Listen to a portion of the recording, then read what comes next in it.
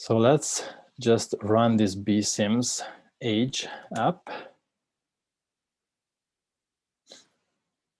Because here we can play with many different settings. And maybe this is a good way to get going on the distance sampling error. So you can make all kinds of settings. Let's just leave everything as is, maybe increase the population size to something higher than 1. And if we do, let's say, initial location, which is just going to be ignore behavior for now, and set tau to maybe 2. This is the kind of setting that we did as part of the code. Now, if we transcribe this, then we get this breakdown. And here is where you can play with the distance error. So what happens here, if you change this, 0 means there is no error. If you change it, then you're going to get a distribution around the true distance as a log normal distribution. So this is really the standard deviation for that log normal. And you can look at how the numbers in the different bins change. So this is the same population, same physical side of detection, but we are adding distance error. So there's going to be misclassification for the distance bins. And here in this diagram, you can see the tau values. So let's increase. You can see the numbers changing in the table. Tau is still pretty good. Now it started to go down. If I keep increasing it, so now it's getting off. Looks like the more error we have, the more downward biased tau estimate is going to be.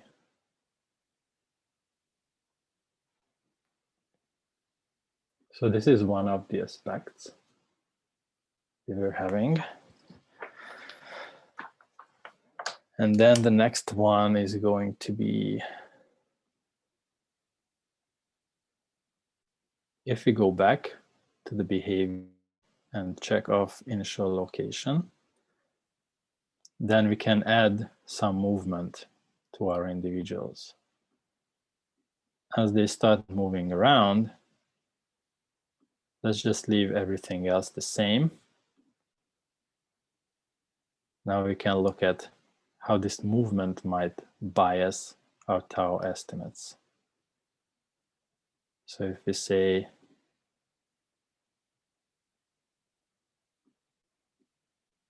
put this back to 0, no movement, tau is a bit closer to the true 2.0 value. If I go back and move it to something really large,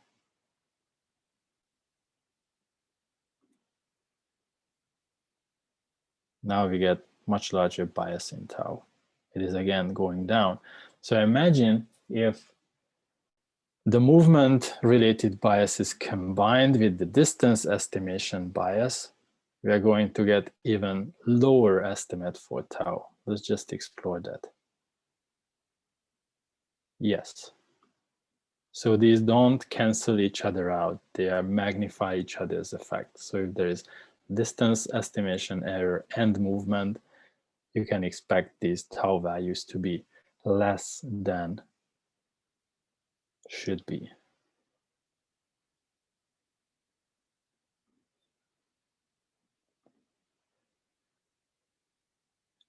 So you can play a bit more with this. You can also have a look at spatial locations. I can tell you I was expecting a lot more effect from this, but maybe I wasn't pushing it to the extremes. This is not really impacting tau as much as some of the other things that we've looked at, like the movement or the measurement error. We can also look at the effects of over and under counting, or how you can misspecify the distance function, which is something that you can do here as part of this BSIMS Age app.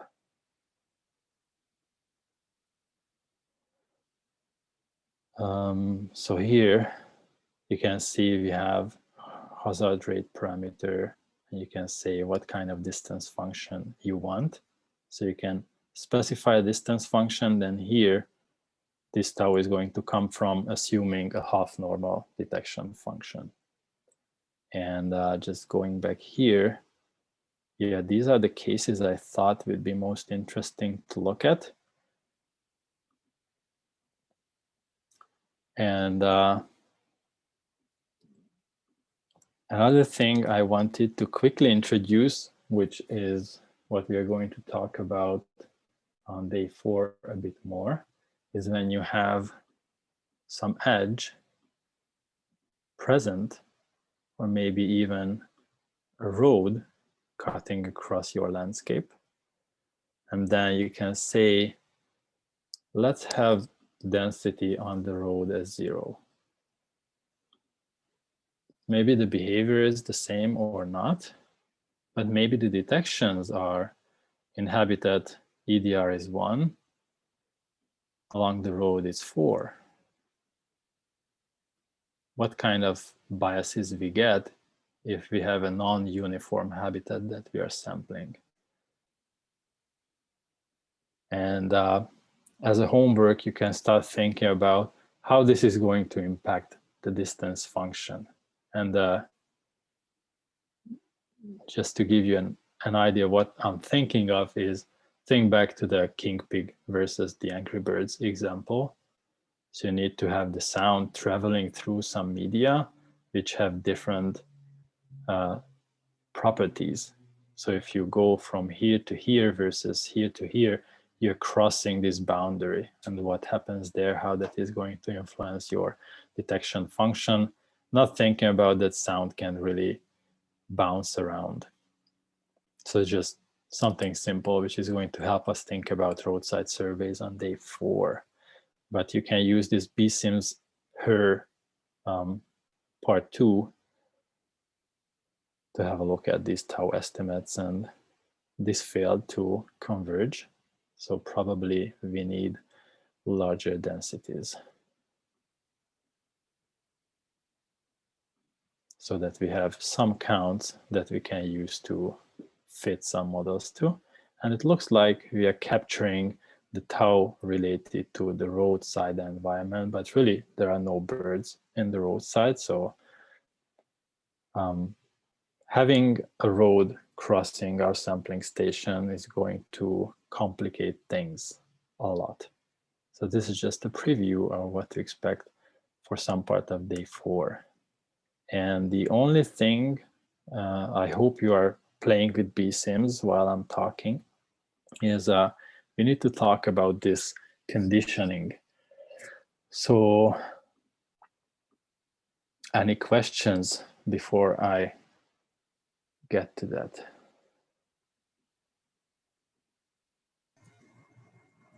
I mean, I guess one of the purpose of playing with the Shiny app and simulations is see how the bias influences the final estimates, right?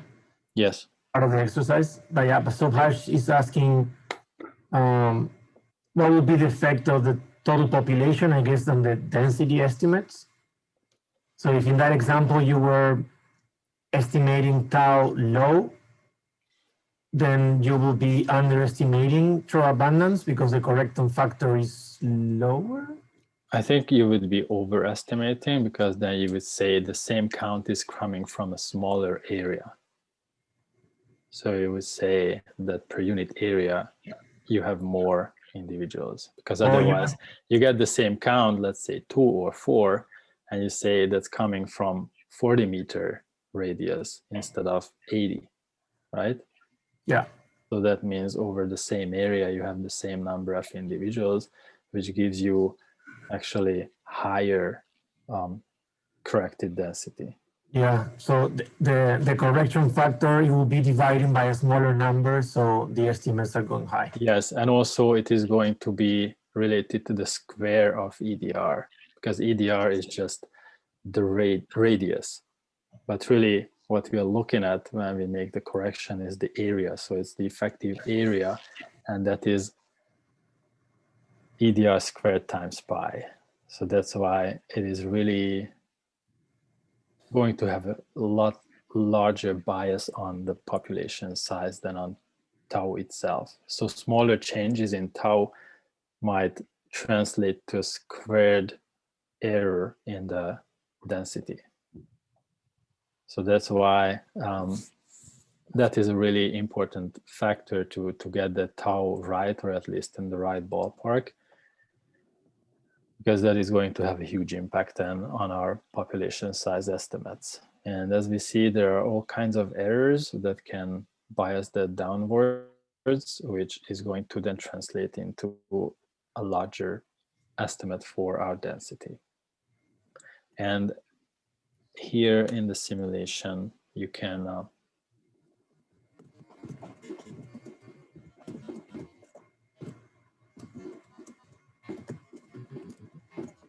look at not only tau, but also this third little graph is going to give you D. So you have phi, tau, and D. Just very simple estimates, what we did as part of the simulation code. So you can play with the distance error and see if tau goes down, then D goes up, right?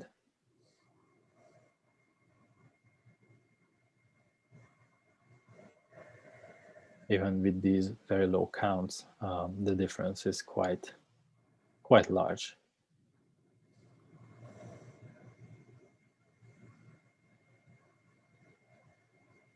All right, so while you're thinking about what kind of questions to ask, or maybe pulling the sliders in the Shiny app to understand really what's happening, is one last piece. So when we have the P and the Q, and we assume that they have nothing to do with each other because we are just using the same data, which is the data that they observe after everything happened. So the species were there, they behaved somehow, you detected them as part of the physical process of sound transmission, and then you put them into some bins, which is our removal table at the end. And we use this table, which has been filtered through species biology, behavior, detection process, human error, and you get some numbers. So we use the same numbers to make inference on the distance component and the removal component. But for the removal component, we are using the same data that has gone through the filter of the detection process. So is it reasonable to think that they are independent? And this is why I had that note here at the very end. We need to talk about conditioning. So when a species is present or not at the sampling station, that part of the conditioning is easy. It is either present or not. You might never know, but still, there's no debate about that, that if it's present, then it is possible to find them. Now, when we have the removal model component, then we talked about their events. If you remember, we had those lines. And when the first event per individual happened, when the subsequent events happened, and so on. And so these are the events that we can detect. So if something is far away from us and it keeps moving or singing, eventually, although the probability of detection is really small, but with lots of effort, once in a while, we might detect it. When something is closer, we might detect it earlier. So if density is really low, or you are far from the individuals, then you might see it as a bias. If you keep listening after 3 minutes, let's say 10, 20 minutes, and eventually it is going to show up. So this is the kind of conditioning that I was having trouble wrapping my head around when I was working on the simulations and things weren't working. So this is such a hidden assumption that we don't even notice until we write a whole R package and something just doesn't add up, isn't working. So what's happening is that you can condition on the first detection. So you detect things that you first heard, whatever effort you put into that. And you can also condition on the first event. So the first event is that first dot in the accumulation curve. But that is something you might not detect because of the distance. So the first detection is not necessarily the first event. What we get in the field is the first detection. What we assume in the modeling is the first event. But when we don't detect the first event, that is something we want to know about. And the first detection is going to be the first event when density is low, or the time duration is short, or the rate at which the events happen is not too large. So phi is small, duration is not very long, so like 3.5 is probably much better than 10. And if these conditions are met, which is often met, otherwise we would see some unexpected counts, which I haven't seen in the real data, so that's a relief. But this was such a hidden little assumption which was such crucial to make the simulation working, is that I wanted to mention that when we say these two processes are independent, then we really assume that we are conditioning on the first event versus the first detection.